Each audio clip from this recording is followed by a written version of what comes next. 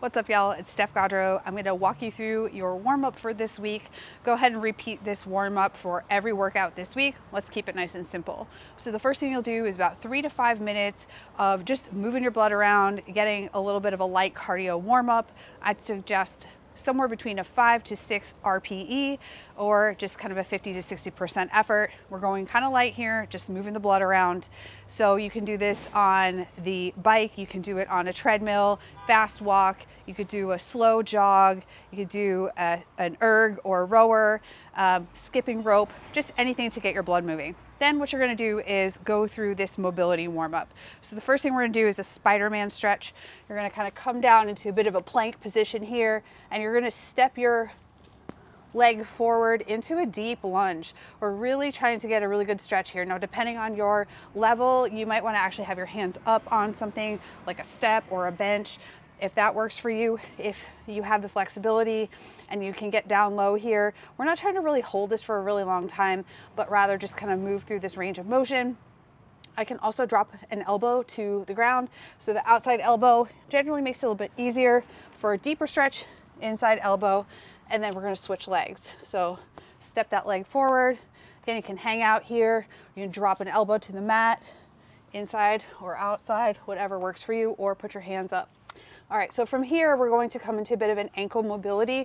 We're just really trying to get some mobility going in the ankles here, since a lot of us are tight here. So you can sit in half kneeling position or whatever works for you. You could also do this with your foot up on a bench as well. So we're just trying to accumulate some good flexion in the ankle here, right?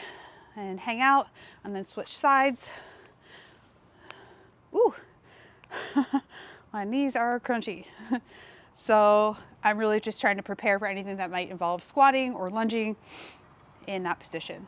Okay, so from here, we're gonna move into a bit of a downward dog to kind of cobra flow with a little bit of a transition in between. So I'm gonna come down into kind of that downward dog position, really stretch out the upper back and getting some good mobility through the calves. And then what I'm gonna do from here is I'm gonna actually drop into kind of like a dive bomb push-up and come to that nice kind of either cobra or upward dog. If you wanna look up, you can. Just feeling that nice stretch in the front of my body, feels really good. Okay, back up, right? You can move your feet, kind of pedal your feet a little bit if that feels good. And then again, down into that cobra position. If you want to come to your elbows, if that's better for you, you can absolutely do that too.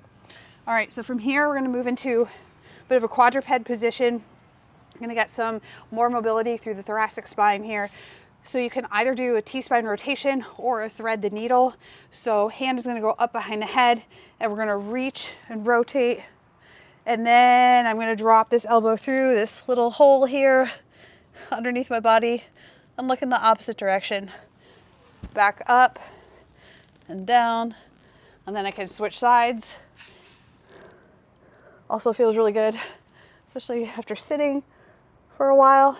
If you're more advanced, you want a deeper stretch or just to get a little bit more mobility, you can do what's called thread the needle. So you're gonna take this hand and reach through and just come back up. Again, we're not trying to like static stretch for minutes at a time here, but just to work through some mobility.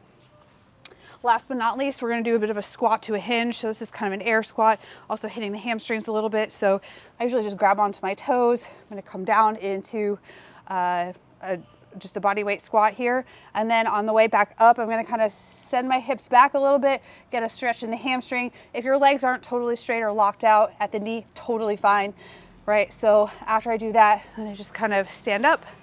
Again, bend down, squat down, send the hips back a little bit. And if you want to unlock the knees here, if you are straight, just unlock them a little bit just to come to standing. And you're going to repeat that for the reps that are indicated in the warm-up. And then we're going to go right into the workout of the day.